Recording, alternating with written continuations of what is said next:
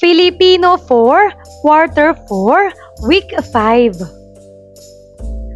Tula. Kaantasan ng pang-uri.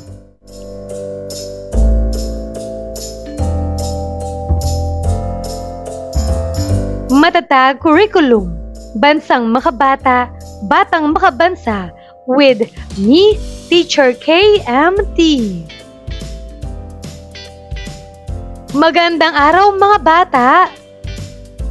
Ngayon ay pag-aaralan natin ang tungkol sa tula at kaantasan ng pang-uri. Mga kasanayan.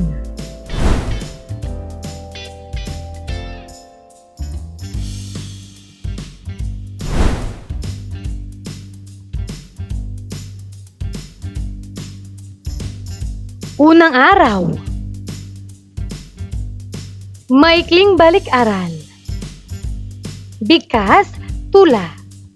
Pagbasa ng isang tekstong naratibong tulang pambatang pinamagatang Bakasyon ni Lenoj.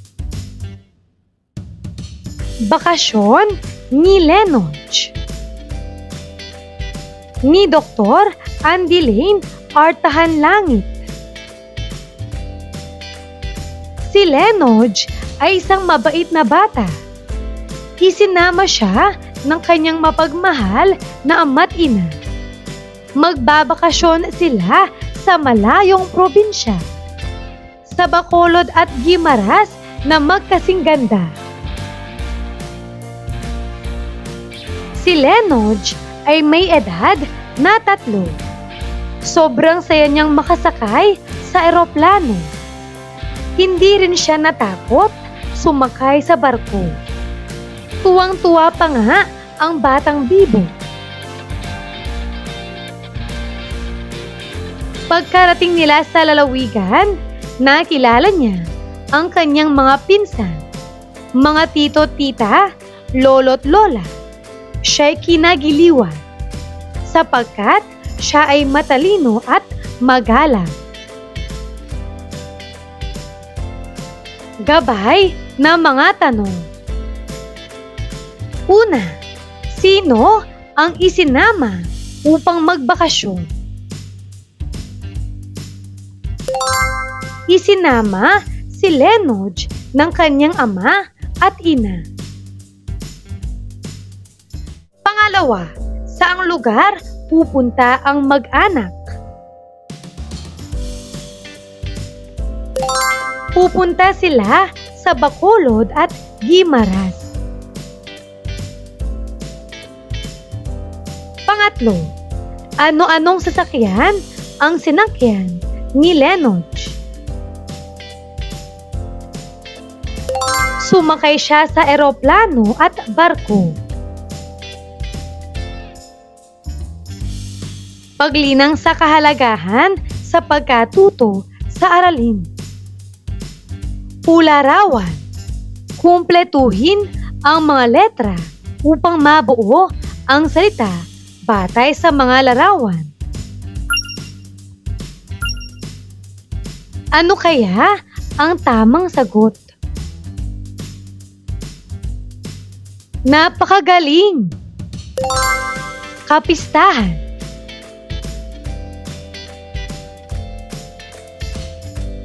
Bahagyanan. Ibahagi ang paunang kaalaman hingil sa mga kapistahan sa Pilipinas. Una, ano-anong kapistahan ang ipinagdiriwang sa Pilipinas?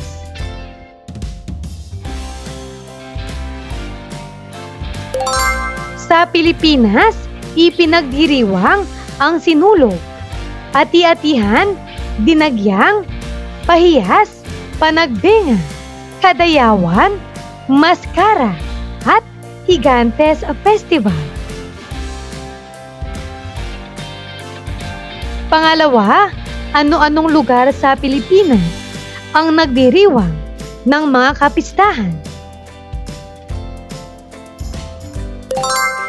Ang mga kapistahan ay ipinagdiriwang Sa iba't ibang lugar tulad ng Cebu, ang sinulog. Kalibo, Aklan, ang ati-atihan. Iloilo, ang dinagyang. Lukban, Quezon, ang pahiyas. Baguio, ang panagbenga. Davao, ang kadayawan. Bacolod, ang maskara. At ang Gono Rizal, ang higantes. Paghawan ng bokabularyo sa nilalaman ng aralin. Ramboletra. Ayusin ang mga ginulong letra upang mabuo ang salita batay sa ibinigay na kahulugan dito. Gamitin din sa sariling pangungusap ang salitang nabuo. Para sa unang bilang, pasasalamat sa natamong mga biyaya. Ano kaya ang kahulugan o kasing kahulugan ng natamo? Magaling. Nakuha. Maaari ka bang magbigay ng pangungusap na ginagamit ang salitang nakuha? Tama. Nagpasalamat kami sa Diyos sa lahat ng biyayang nakuha. Pangalawa, dito nagtutungo ang mga deboto. Ano ang tamang sagot? Ito ay nagpupunta. Pangungusap. Ang mga deboto ay sa simbahan sila nagpupunta tuwing pista. Pangatlo, alay sa mahal na Santo Niño. Ano ang tamang sagot?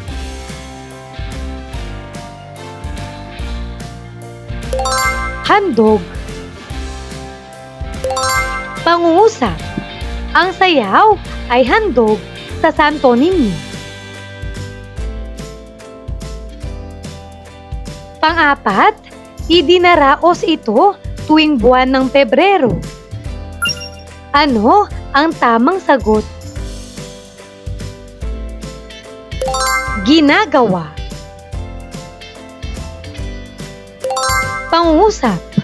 Ang panagbenga ay ginagawa tuwing Pebrero sa Baguio.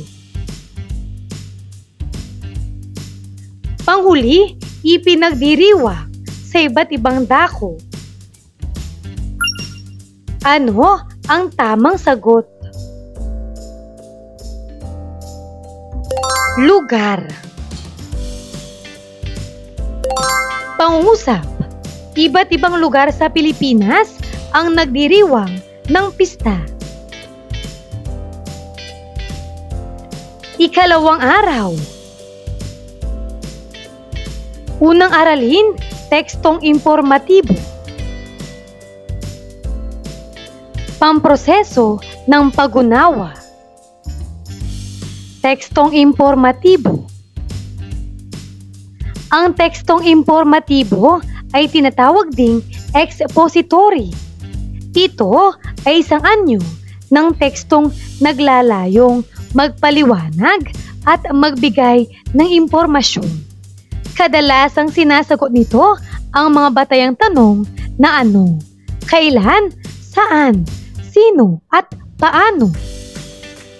Pangunahing layunin ng impormatibong teksto ay ang magpaliwanag sa mga mambabasa ng anumang paksa na matatagpuan sa tunay na daigdig.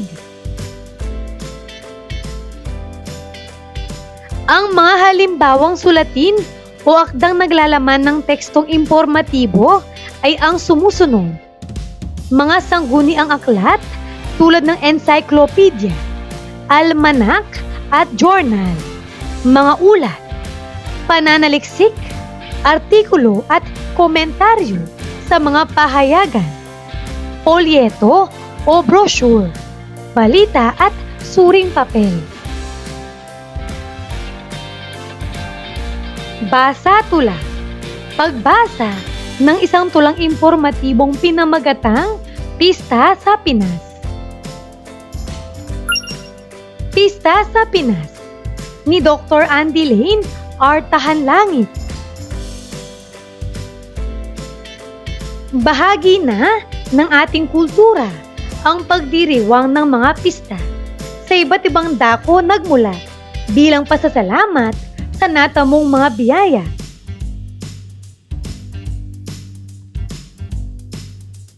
Nariyan ang pista ng itim na Nazareno tuwing ika-9 ng Enero. Idinaraos sa Quiapo na talaga namang dinarayo. Mayroong ding ati-atihan mula naman sa Kalibo, Aklan. Ikalawa hanggang ikatlong linggo tuwing buwan ng Enero, idinaraos ito.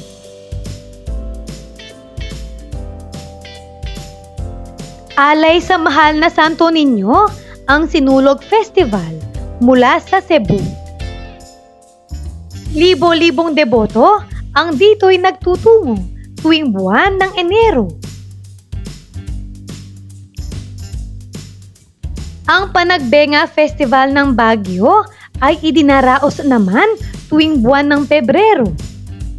Mga bulaklak na magaganda at mababango ang tampok sa pistang ito. Habang ang Moriones Festival mula sa Marinduque naman, mula Lunes Santo, ipinagdiriwang hanggang Pasko ng Pagkabuhay. Alay naman kay San Isidro Labrador ang Pahiyas Festival mula sa Lukban, Quezon. Tuwing ika-15 ng Mayo kada taon at pinakainaabangan ang keeping ng mga taga roon.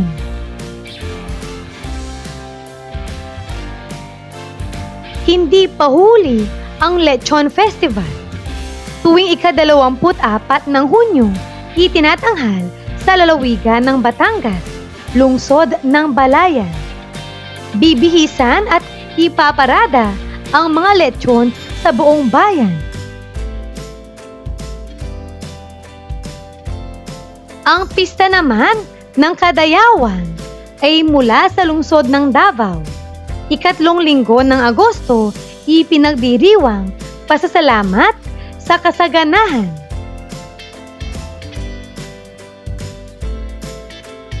Ang pista ng Peña Francia mula naman sa lalawigan ng Naga. Tuwing ikatlong Sabado ng Setyembre, isinasagawa at mayroon pang karera ng mga bangka. Tuwing buwan ng Oktubre naman, ipinagdiriwang sa Bacolod ang Mascara Festival. Sumisimbolo ng ugali at pagkakakilanlan bilang lungsod ng mga ngiti ang kanilang lugar. Ilan lamang iyan sa ating mga kapistahan. Nangangahulugang ang ating bansay lubhang napakayaman sa kultura at tradisyon na ipinagdiriwang. Kaya naman, nararapat na ipagmalakit pahalagahan.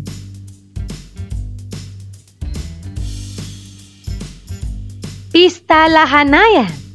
Punan ang talahanayan ng mga datos mula sa binasang tulang pinamagatang Pista sa Pinas.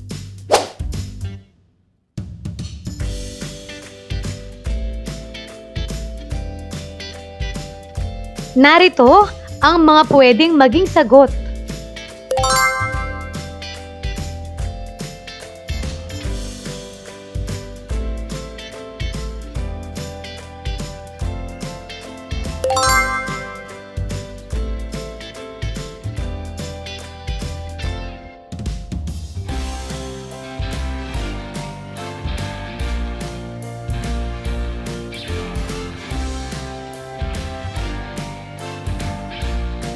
Simbo gets mo. Ilahad ang sinisimbolo ng sumusunod na may kinalaman sa pagdiriwang ng kapistahan. Para sa unang larawan, ano ang simbolo nito? Magaling. Maskara. Pangalawa, ano ang simbolo nito? Tama. Bulaklak.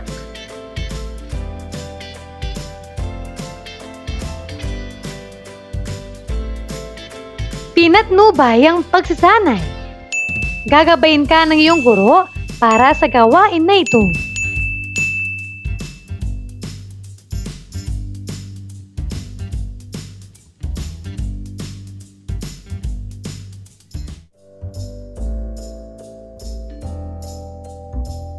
Gagabayin ka rin ng iyong guro para sa kasunod na gawain na ito.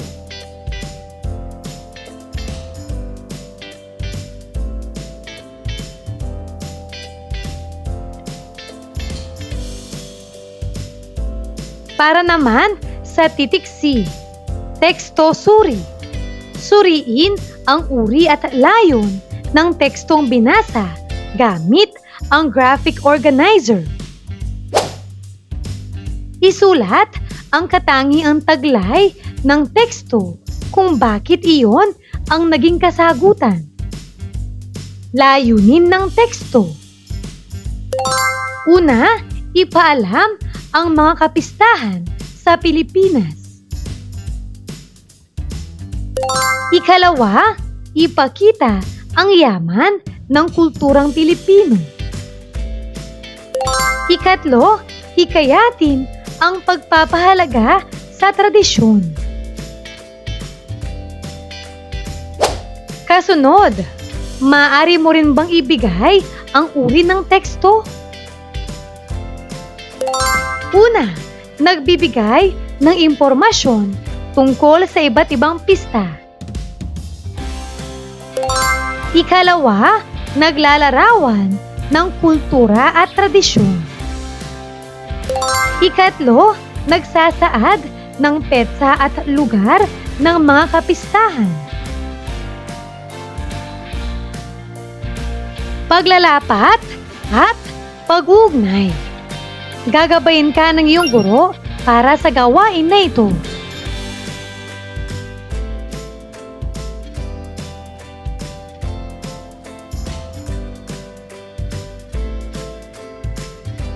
Ikalawang aralin, kaantasan ng pang-uri. Pamproseso ng pag-unawa. Pang-uri. Ito ay isang bahagi ng pananalita na nagbibigay turing o naglalarawan sa pangalan at panghalip. Aralin pa natin. Halimbawa ng pangalan. Una, hugis. Ang pang-uri dito ay pwedeng tatsulok. Pangalawang pangalan, bilang. Pang-uri, 8. Pangatlong pangalan, kulay. Maaari ka bang magbigay ng kulay o pang-uri nito? Dilaw. Pang-apat, hitsura. Ang pang-uring pwede dito ay maganda. Pang-lima, laki. Pang-uri, mataas.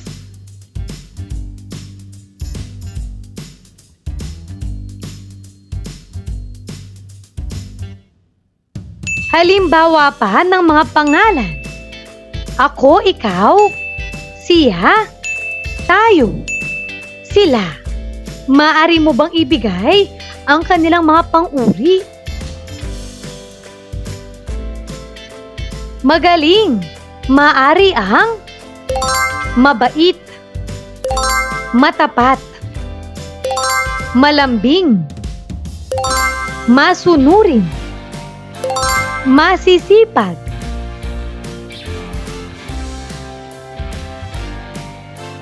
Talakayin naman natin ang kaantasan ng pang-uri. Para sa titik A, lantay. Nagpapakita o nagsasaad ng isa o payak na paglalarawan sa pangalan o panghalip. Halimbawa, matamis ang mangga, mapula ang pakwan, tahimik ang paligid.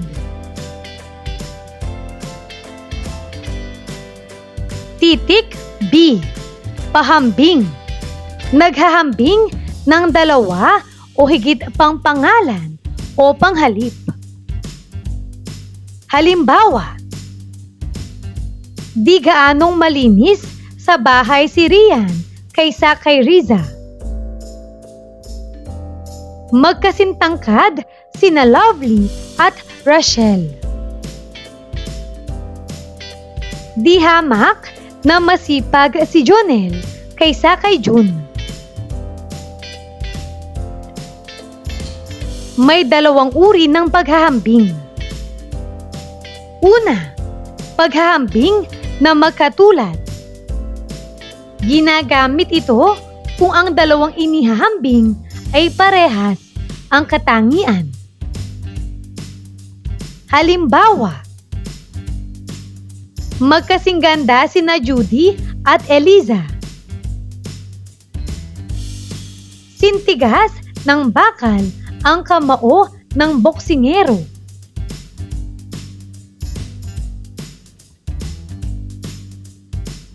Pangalawang uri, paghahambing na di magkatulad.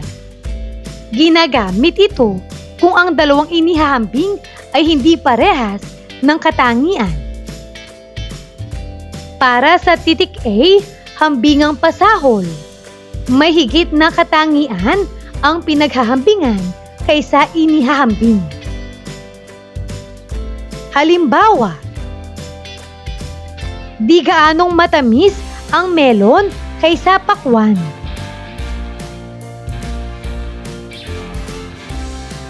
Titik B, hambingang palamang. May higit na katangian ang inihahambing kaysa pinaghahambingan. Halimbawa, higit na masipag si Chichi kaysa kay Steph. Di hamak na tahimik si Angelo kaysa kay Christopher.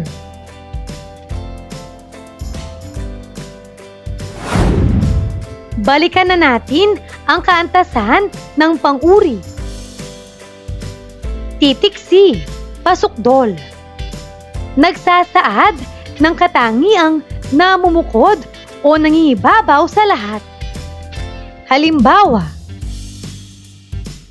si Adela ang pinakamatalino sa buong klase. Napakabait ni Andres sa kanyang mga magulang. Sobrang saya ni Enya kapag may bagong laruan. Hanap pang-uri. Mula sa mga makikita sa loob ng silid-aralan, magbigay ng mga pang-uring naglalarawan sa isang pangalan. Inuulit ko, magbigay ng mga pang-uri na matatagpuan sa loob ng silid-aralan.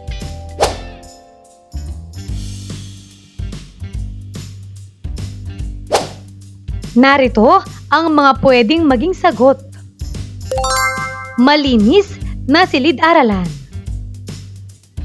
Maayos na aklat. Matalinong guro. Masisipag na mag-aaral. At malaking pisara.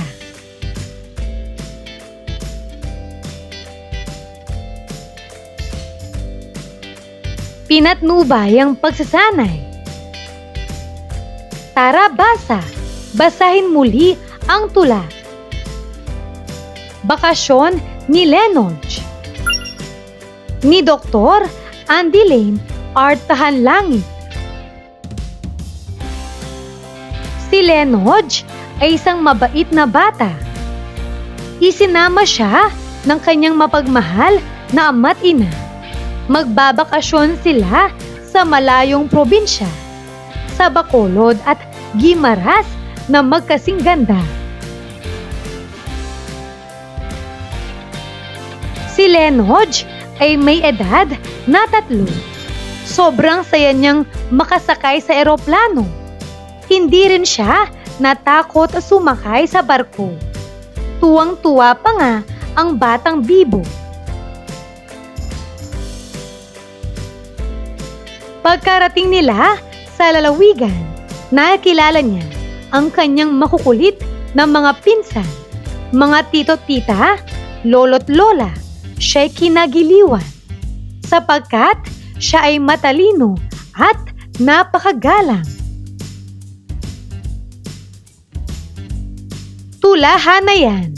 Isulat sa talahan na yan ang mga pang-uring ginamit sa tulang bakasyon ni Lenoj.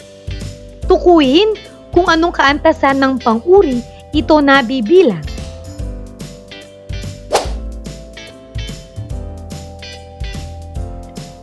Narito ang pang-uri. Mabait. Ito ay lantay. Mapagmahal. Anong antas ito ng pang-uri? Lantay. Magkasing ganda. Ito ay pahambing. Sobrang saya. Ito ay pasukdol. Napakagalang. Ito ay pasukdol. Ikatlong araw. Paglalapat at pag-uugnay. Gagabayin ka ng iyong guro para sa gawain na ito.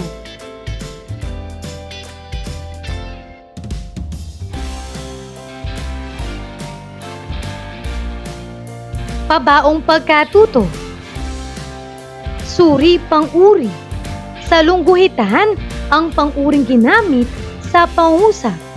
Isulat sapat lang ang kaantasan ng pang-uri nito. Para sa unang bilang, ang Mascara Festival ang pinakamakulay na pagdiriwang sa buong Pilipinas. Ano ang pang-uring ginamit dito? At ano rin ang kanyang antas? Tama! Pinakamakulay. At ito ay pasukdol. Pangalawa, tatak ng Panagbenga Festival ang magarbong kaayusan ng mga bulaklak.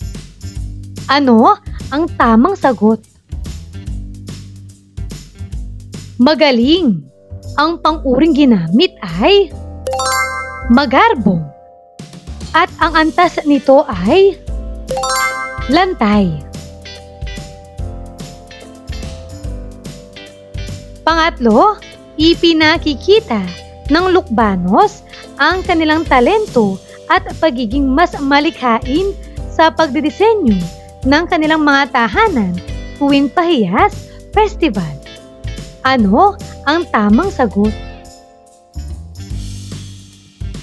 Mahusay. Mas malikhain. Ito ay pahambing.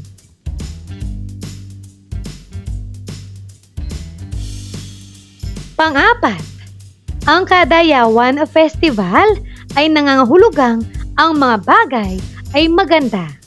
Ano ang tamang sagot? Magaling. Maganda.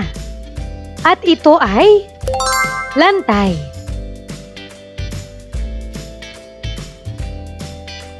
Panghuli, ang Peña Francia Festival ang pinakamalaking pista ng Marian sa buong bansa. Ano ang tamang sagot? Napakagaling! Pinakamalaking. At ito ay pasukdol. Para sa kasunod na gawain, pista hambing. Pumili ng 2 kapistahan na paghahambingin gamit ang mga pang-uri.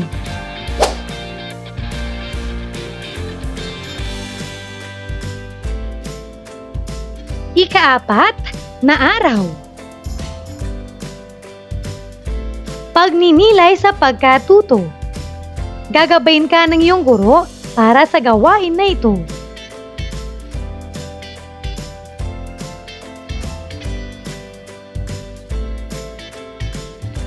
Basahin mo ang tula at gawin ang mga aktibidad mamaya.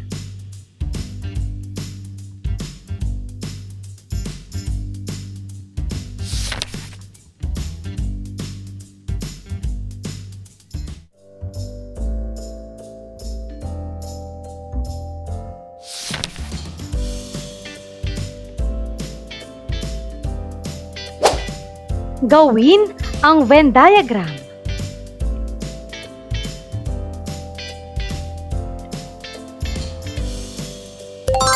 Narito ang mga sagot.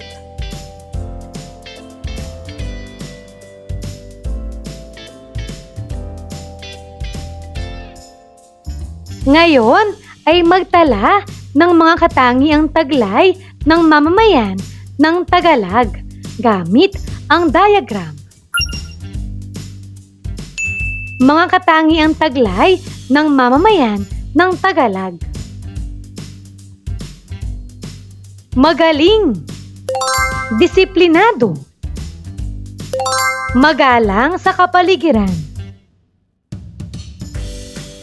nagkakaisa, masunurin at mapagmahal.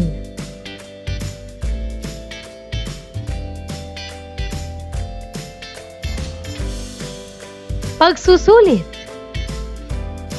Titik A o unang bahagi. Panuto. Isulat sapat lang ang letra ng hustong sagot. Para sa unang bilang, uri ng teksto na sumasagot sa tanong na ano, sino, at paano tungkol sa isang paksa. A. Deskripto. B. Informatibo. C. Naratibo. D. Persuasive. Ano ang tamang sagot? B. Informatibo. Pangalawa, ang layunin ng tekstong informatibo kung saan makadaragdag sa kaalaman ukol sa isang paksa. A. Maglahad. B. Maglarawan. C. Maghikayat. D. Magsalaysay. Ano ang tamang sagot? A. Maglahad.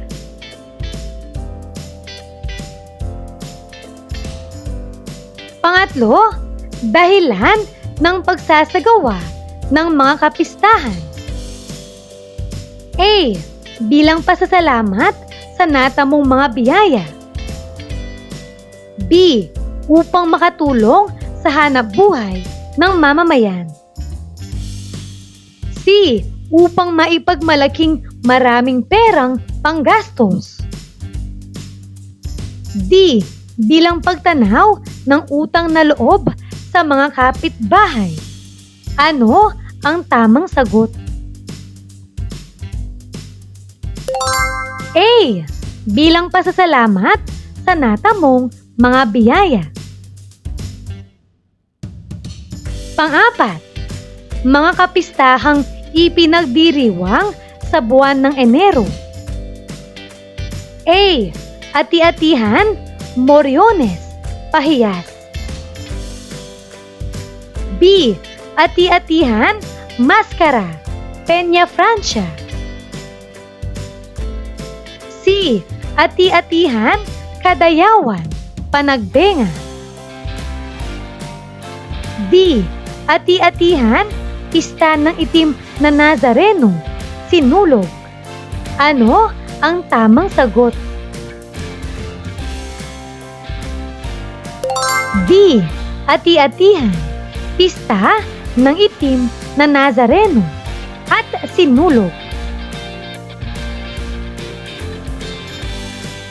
Panglima, ito ang ipinahiwatig ng pagkakaroon ng isang bansa na maraming kapistahan.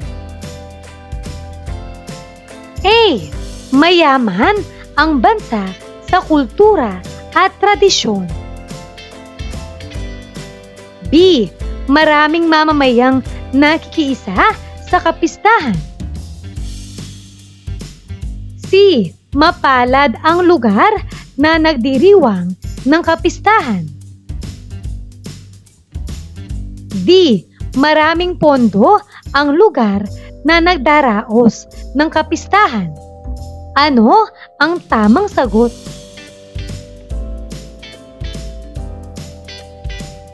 Ang tamang sagot ay A. Mayaman ang bansa sa kultura at tradisyon.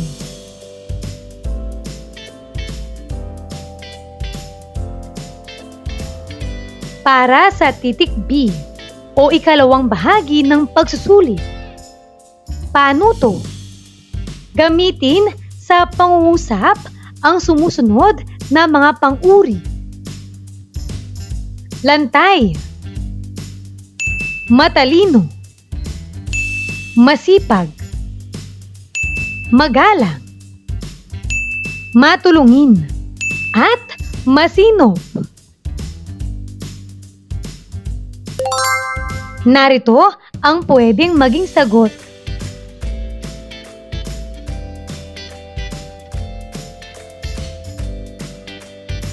Pahambing.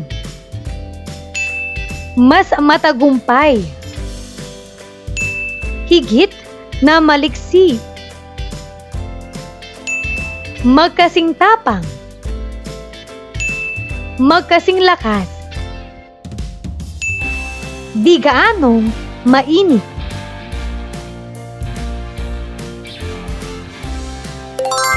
Narito ang mga pwedeng maging sagot.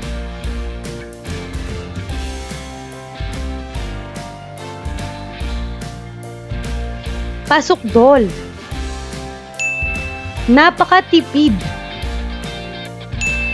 Pinakamataas. Ubod ng bait. Lubhang maingat. At sobrang yaman. Narito ang mga pwedeng maging sagot.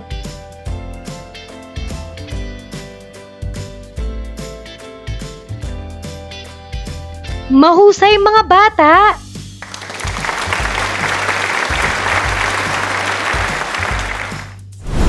Ano ang mga natutuhan mo sa araw na ito?